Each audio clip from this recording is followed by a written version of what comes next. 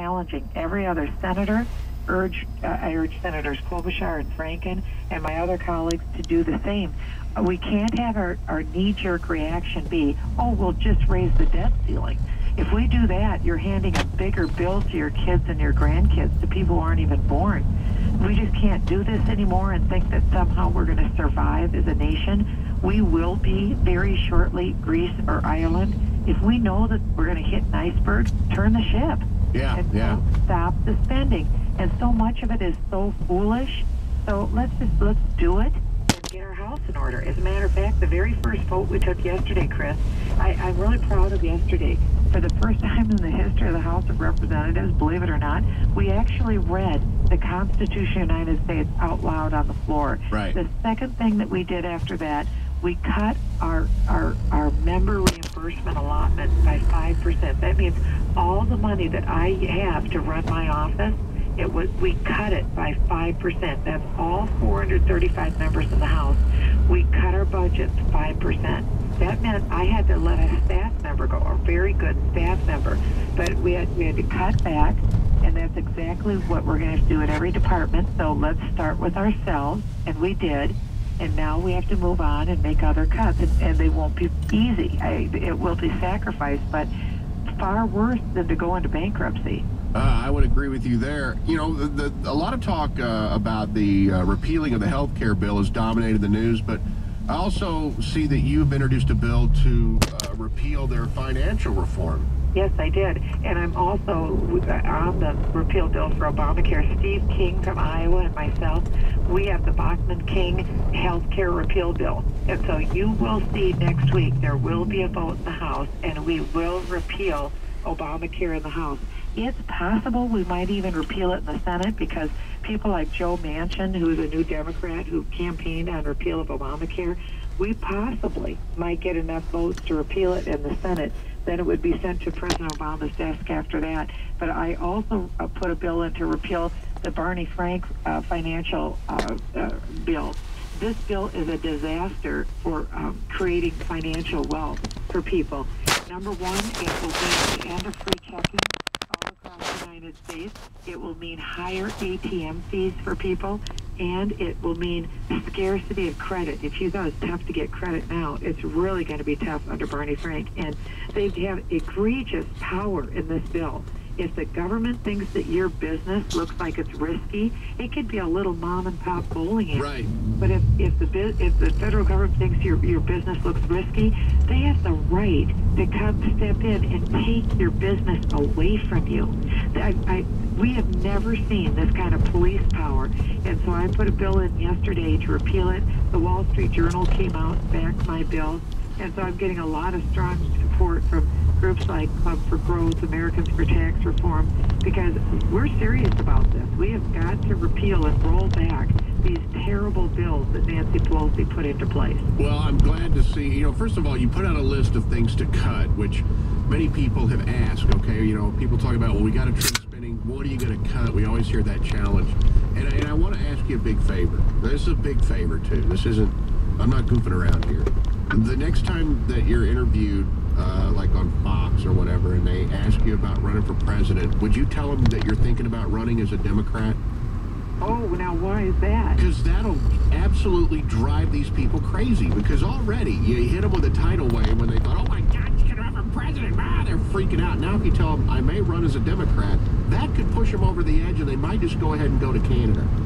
Well, you know, that is intriguing. You know that I was a Democrat when I was growing up, don't you? Well, see, there you go. I was a Democrat when I grew up, and my husband and I in college, we worked on Jimmy Carter's campaign because he said that he was a born-again Christian. We thought that was pretty impressive, and we worked on his campaign. We came to Washington, and we danced at his inaugural ball. Wow. Our favorite son, Walter Mondale, was the vice president. We thought that was really tremendous. And then we got our first W-2, and we quickly became a Republican after that. Oh, my. Well, listen, Congresswoman, I'm out of time. You're fantastic. We love having you on the big show. Yeah. And just keep, you know, stay on course, ma'am. It's very refreshing. Will do. Go to my Facebook site. We've got lots of juicy information. All right. Thank you very much, Congresswoman Michelle Bachmann. We'll talk to you soon. Bye-bye. All right. Chris Baker Radio program. Tom Emmer joins us next on News Talk 100.3 FM. Breaker is next after this check of news and traffic. KCLK 100.3 FM, Minneapolis, St. Paul. Fox News Radio, I'm Dave Anthony. It may finally be easier to find work. Unemployment drops while more new jobs get created.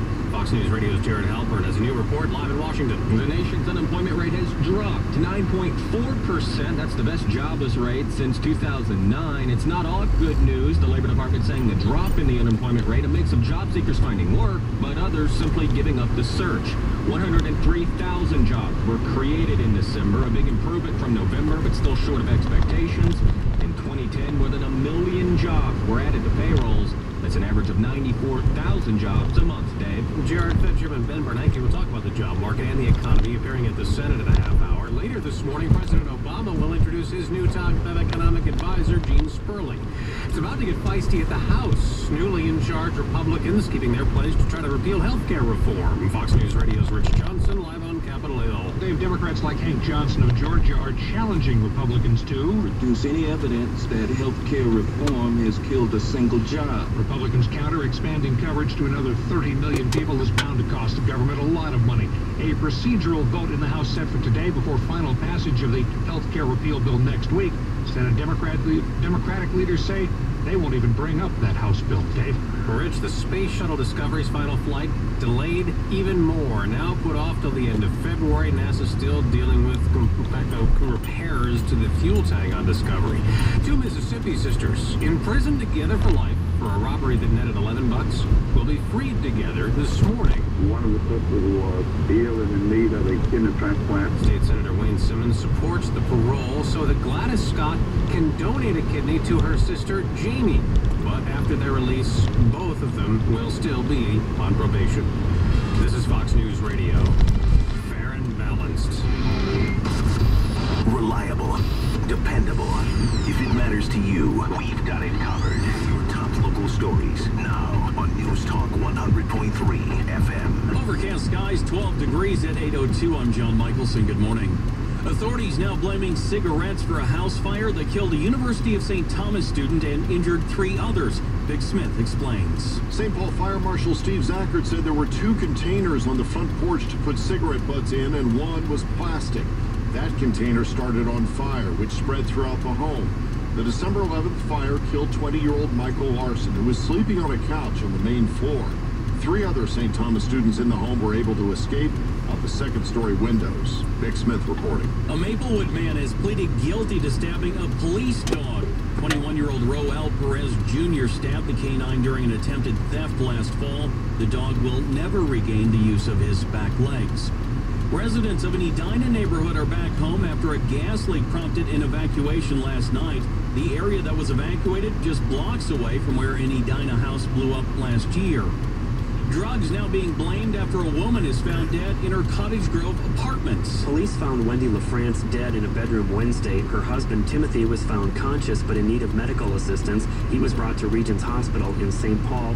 Police say Timothy LaFrance said the couple had overdosed on drugs. Cottage Grove Police and the Ramsey County Medical Examiner's Office are investigating. Scott Peterson reporting. Governor Dayton's inaugural ball is set for this Saturday night. The blue jeans to black tie event will be at the Minneapolis Convention Center and include plenty of Minnesota treats from walleye and wild rice to sweet Martha's cookies. And time to break out those measuring cups. The Pillsbury Bake Off now accepting entries for next year's contest. Organizers will dish out more than $1 million in prizes. And now it's time for another look at Wall Street. John, job creation was not as strong as expected or hoped for last month. The Labor Department says 103,000 jobs were added to non-farm payrolls in December.